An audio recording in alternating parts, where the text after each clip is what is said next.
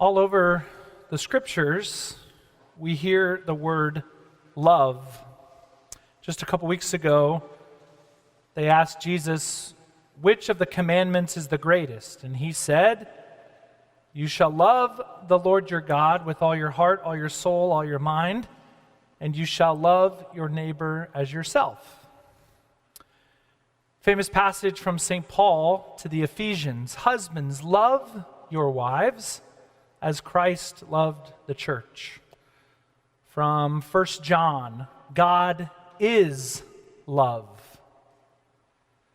From the Gospel of John, God so loved the world that he gave his only begotten Son. From the Ten Commandments, honor your father and mother. Well, that's 5 examples where we are told, commanded, encouraged to love. And so put that next to the gospel that we just heard. Unless you hate your mother and father and brother and sister, your husband, your wife, and even your own life. Well, which is it? This is a good example of why we read the scriptures in the context in which we are given them.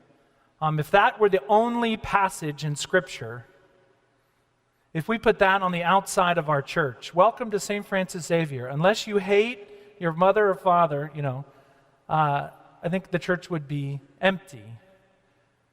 Because what we know about Jesus, what we know about the commandments, what we know about God, is that we're not asked to hate.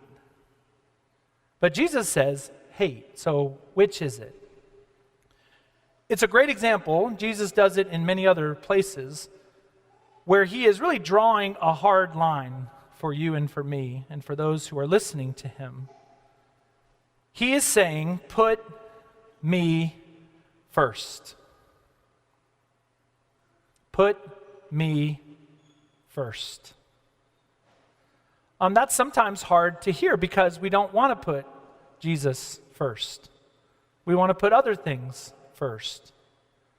Sometimes that's things that are good, like our husband or our wife, our mother or our father, our brother or our sister. What we learn from the life of Jesus and from the scriptures is that we can actually love God by loving our husband or wife, our mother or father, our brother, our sister, and even ourselves. But we also know that other people can get in the way of putting Jesus as number one. And so, are we being commanded to hate? No. We're told all over the place to do the opposite, to love, to will the good of the other, as Thomas Aquinas defined love. But what we do know is that Jesus is making a very strong statement. That Jesus is drawing a line and saying, this is the way it needs to be. God first. We're told how to do that even. That to be a disciple of Jesus Christ, we must take up our cross and follow him. Unfortunately, or perhaps fortunately, most of us do not have to look very far for a cross or 2 or 10. There are a lot of crosses in our lives.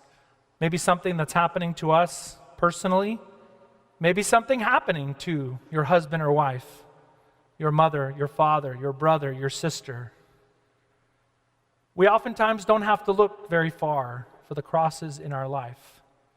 And so even though they are apparent to us, what do we do with them? What do we do with the struggles of life, big and small? We're told that to be a disciple, to take up our cross and to follow him. The way the church often expresses this is to say that we take the cross that we have been given, or that has been given to us or imposed on us, and we unite that suffering to the sufferings of Christ. Now, oftentimes easier said than done, but that's the mission. That's what we're called to do. When we're going through a difficult time, a day, a week, a year, a decade, a life full of crosses, to be a disciple is to unite those crosses to the sufferings of Christ. That's what it is to be a disciple. Jesus promises over and over again in the scriptures that to be a disciple, it's not going to be the easy road. We heard a couple weeks ago that narrow is the road, narrow is the way, that it's going to be difficult. But then we also know, I think especially from the Psalms, the beautiful 150 Psalms of the Old Testament, what we know from Scripture is that Jesus is with us. That, yes, life can be difficult. Yes, life is full of crosses. And as we unite our crosses to the sufferings of Jesus, that Jesus promises that he will be with us.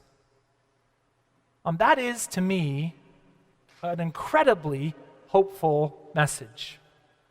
And it's one that I think we need to hear over and over and over again, because our crosses are many.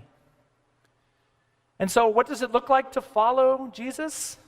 One, to be able to identify what's going on in our life, to unite those sufferings to Christ, and then to pick up that cross every single day.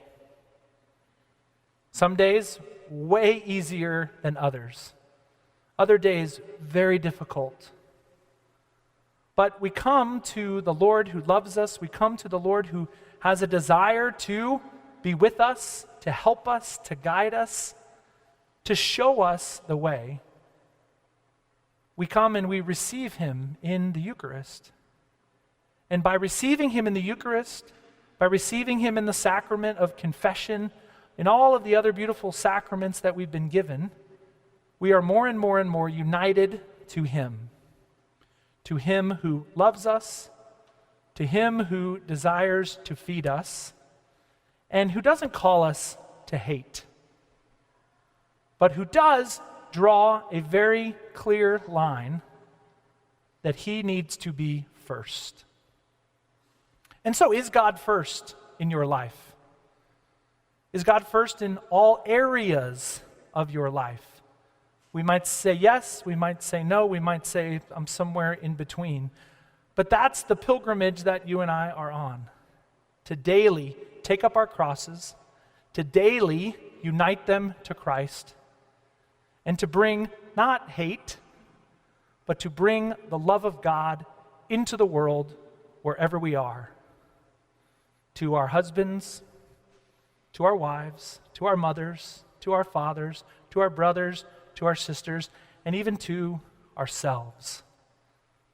This is the great message. This is the great hope that Christ gives us, to take up our cross daily and to follow him.